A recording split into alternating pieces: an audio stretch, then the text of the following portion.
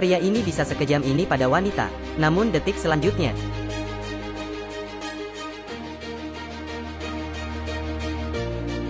serangkaian tindakan itu tidak memakan waktu lebih dari 5 detik. Sebenarnya dia adalah seorang pembunuh. Dia bernama Anna. Setelah berjalan keluar, para penjaga tidak tahu apa yang terjadi. Kemudian mendapat kabar bahwa wanita membunuh bosnya. Namun dia sama sekali tidak khawatir, karena ada seorang penembak jitu yang akan membantunya. 1 tembakan, 2 tembakan, 3 tembakan. Dia adalah guru Anna yang bernama Paul. Mencari sebuah tempat sepi dan menelepon orang. Sampah telah dibersihkan. Dengan mudah 7 juta dolar tiba di tangan mereka. Kehidupan biasanya Anna juga sangat padat. Setiap pagi berlari dan melatih tubuh. Dan membuka sebuah toko buku, yang terutama menjual buku-buku kuno. Dia juga menyukai kucing dan pandai memasak. Malam itu dia datang ke rumah gurunya. Karena hari ini adalah hari ulang tahun Paul yang ke-70. Meskipun dia adalah guru, tapi terkadang dia lebih seperti seorang ayah. Setelah meniup lilin, Anna mengeluarkan sebuah hadiah untuknya. Gitar yang diproduksi pada tahun 1958. Hanya ada 90 buah di seluruh dunia. Ini bisa menjelaskan kedudukannya di hati Anna. Setelah itu Paul membawanya ke ruang bawah tanah, dan mengeluarkan sebuah USB dari lehernya. Kemudian mencetak sebuah dokumen. Misi kali ini lebih mudah. Hanya perlu mencari seseorang. Lalu Anna bertemu dengan temannya, memintanya bantu mencari seseorang bernama Felix. Keesokan hari saat wanita berlari pagi, dia melihat temannya itu. Dia berkata padanya begitu bertemu. Orang itu telah mencari anak berusia 8 tahun sejak 30 tahun yang lalu, dan memberinya sebuah USB. Di dalamnya ada informasi lengkap. Malam itu Anna pergi ke rumah gurunya. Tapi begitu dia masuk, dia mulai berhati-hati. Berdasarkan pengalamannya selama beberapa tahun, dia menyimpulkan ini adalah pembunuhan. Kemudian dia datang ke ruang tamu, melihat gitar itu telah hancur. Saat ini masih belum diketahui apakah guru masih hidup atau tidak. Dia datang ke kamar mandi dan melihat. Dia kaget begitu dia membuka tirai kamar mandi.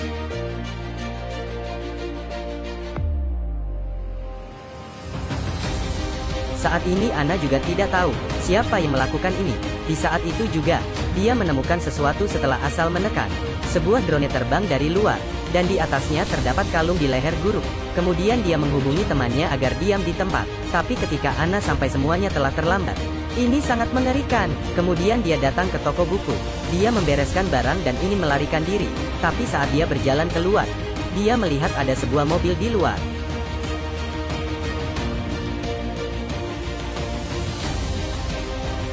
Tak diketahui orang itu diberi upah berapa, sehingga dia bertarung seperti ini. Saat mereka masuk dan melihat, wanita sudah terbaring di lantai. Kemudian pria ini ingin menelepon bos untuk memberi kabar baik. Dia masih ingin pergi memeriksa. Hanya terdengar sebuah suara tembakan. Itu membuat pria ini kaget. Setelah menemui temannya mati, dia ingin lari. Tapi begitu dia masuk ke mobil, pembunuh adalah pembunuh, bersih dan cepat. Kemudian dia mulai memeriksa dokumen yang diberi temannya. Anak itu bernama Lucas. Lahir pada tanggal 5 bulan April tahun 1990. Dimasukkan ke rumah sakit Setkitria pada tahun. Kedua orang tuanya mati dibunuh pada Natal tahun 1991. Kemudian dia datang ke Vietnam. Anna yang telah 30 tahun tidak kembali ke kampung halaman. Tentu saja ada rindu di hatinya. Keesokan hari ada sekelompok pembalap di jalan. Pemimpinnya tampak sangat keren. Tapi saat ini juga sebuah motor dari arah berlawanan datang, langsung melewati jalan tengah itu. Ketua itu turun dan melihat, siapakah orang itu? Kemudian dia membawa rombongannya kemari, dan menemukan motor itu. Ternyata pria ini mengenal Anna. Anak buahnya bahkan ingin menyerang. Tapi dia langsung dihentikan, karena wanita ini tidak mudah disinggung. Apalagi dia adalah teman baik Paul. Akhirnya wanita memberitahu pria bahwa gurunya telah dibunuh. Dia ingin memintanya membantu menemukan seseorang, yaitu pria yang bernama Wall ini. Setiap kali keluar diikuti beberapa penjaga. Anna yang mengetahui hobi orang itu, juga mempersiapkan sekotak cerutu, berencana mengirimkan untuknya. Malam itu saat Wall hendak pulang ke rumah, dia dikepung oleh sekelompok pengendara motor, dan juga mengeluarkan pistol agar mereka tidak asal bergerak. Kemudian wanita pun masuk ke mobilnya, karena saat itu dia pernah bekerja sama dengan ayah anak itu. Anna ingin tahu pada akhirnya bagaimana dia mati. Dia memberinya sebuah kartu nama, berharap bisa mengobrol secara pribadi. Setelah itu orang-orang itu pun pergi. Anna yang kembali ke rumah mendapat sebuah panggilan. Wall ingin bertanya siapakah dia, tapi wanita justru mengatakan semua informasi pribadinya. Mengetahui wanita datang dengan persiapan, Dia pun berkata mari bertemu 1 jam kemudian di ruanganku. Anna juga bertanya padanya, apakah masih ada pria lain di sana? Wall yang mendengar perkataan itu tampaknya sedikit grogi. Wanita pun datang ke tempat ini. Setelah pemeriksaan badan, tidak ditemukan senjata apapun. Setelah berjalan ke ruangan dia melihat kotak cerutu itu. Wall juga mengenalkan pengacaranya yang bernama Ray. Kemudian berkata pada Anna, dia dan ayah anak itu dulunya bersama-sama bekerja pertambangan aluminium.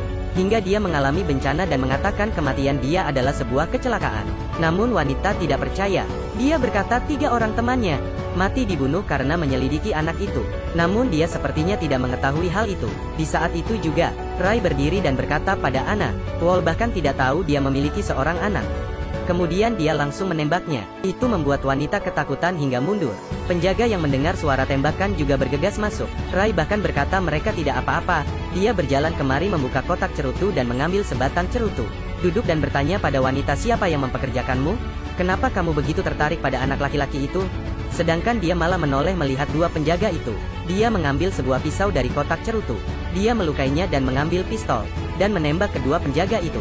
Saat mereka masuk dan menolong Ray, orang itu telah hilang. Dia meminta orang pergi melihat di ventilasi. Alhasil, mereka yang mendengar suara tembakan pun menembak dengan gila ke langit-langit. Saat ini wanita itu melihat katup semprotan air. Dia berjalan pergi dan membukanya. Seketika di bawah seperti sedang hujan deras. Kemudian mereka berjalan keluar ruangan dan terus menembak. Tapi Ray merasa ada yang tidak beres. Saat mereka mendengar suara dengan seksama, tiba-tiba wanita itu melompat. Kemudian mereka hanya bisa meletakkan pistol. Melihat itu Anna segera melarikan diri. Dia pergi ke ruangan distribusi dan melepaskan sebuah kabel.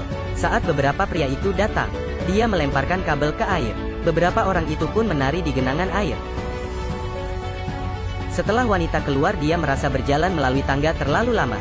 Dia mengambil selang air dan melompat ke bawah. Tapi langsung terjadi kecelakaan begitu dia tiba di luar.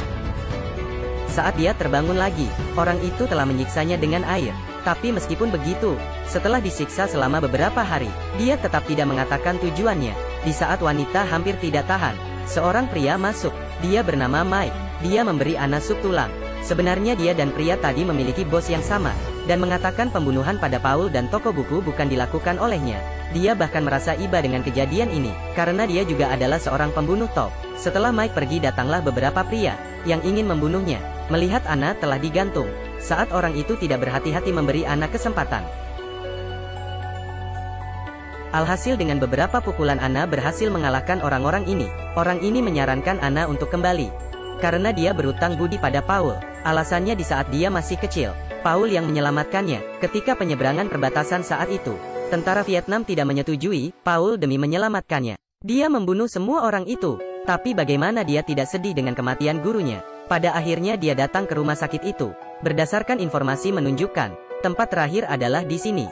Dia berpura-pura berasal dari Departemen Kesehatan, ingin memeriksa data. Benar saja dia menemukan anak laki-laki itu. Namun sayangnya dia adalah orang tuli dan buta. Sementara pria ini berkata pada bos, daftar tamu makan malam sudah siap. 200 tamu itu adalah orang berada. Dapat mengambil kesempatan untuk membuat mereka melakukan sedikit kebaikan, dan mendapat untung yang besar. Dan bertanya pada Mike apakah bisa mengatasi urusan Anna sebelum hari Minggu, karena dia tidak ingin terjadi kekacauan pada pesta itu. Pada malam hari mereka datang ke sebuah restoran. Mike menyuruhnya berhenti, jangan memeriksa masalah anak kecil itu lagi. Namun wanita justru mengeluarkan pistol, agar dia mengungkapkan kebenaran, dan berkata akan membalas dendam temannya, serta semua orang yang menghalangnya harus mati. Masalahnya pria di hadapannya ini sama sekali tidak tahu, karena tidak bisa mendapat informasi darinya. Wanita pun berdiri dan pergi. Kemudian di rumah pengacara, pria ini melihat sebuah bayangan saat dia berjalan. Dia mengeluarkan pistol untuk jaga-jaga. Alhasil, pengacara masih belum tahu apa yang terjadi dan tiba-tiba, kemudian menekannya ke dalam bak mandi. Ini adalah akibat dari menghalangi pembunuh membalas dendam. Tapi ketika Anna berjalan keluar dia malah ditembak. Tak disangka ternyata Paul tidak mati.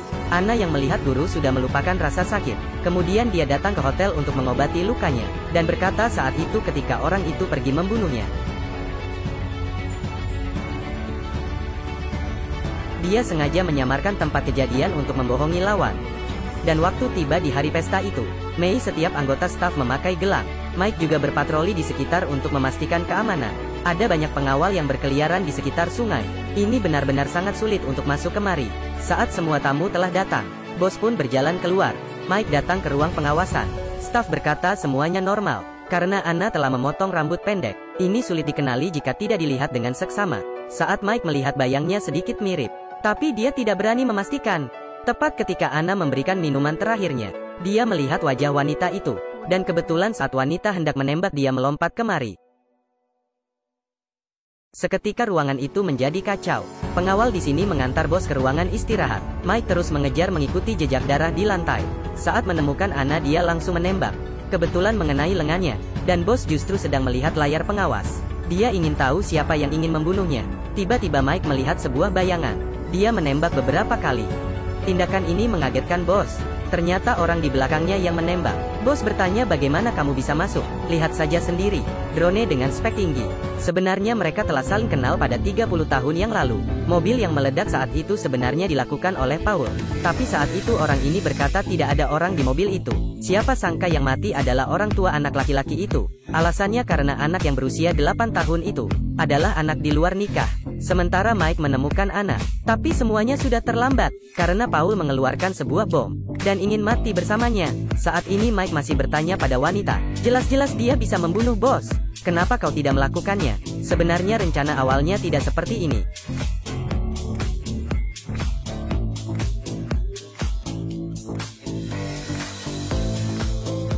Saat Mike bangun, dia mendapat sebuah pesan.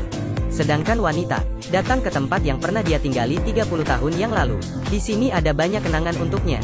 Saat itu semua keluarganya dibunuh. Setelah ditangkap, dia melihat orang itu merangkai pistol dengan serius. Tepat ketika dia pergi mengambil selimut. Saat kembali, dia mendapati barangnya hilang. Matanya bahkan tidak berkedip sedikit pun. Dia menembak semuanya, bahkan memberi 2 tembakan tambahan pada mereka. Dia adalah gadis itu pada 30 tahun yang lalu. Benar-benar kejam, tidak mempercayai siapapun. Mike pun datang ke sini. Karena saat itu Anna pernah berkata padanya, semua orang yang menghalangnya harus mati. Alhasil hanya terdengar 2 tembakan. Tapi hanya ada 1 orang yang tetap hidup. Maka bisa dibilang salah satunya ragu-ragu. Dan yang tetap hidup adalah Anna.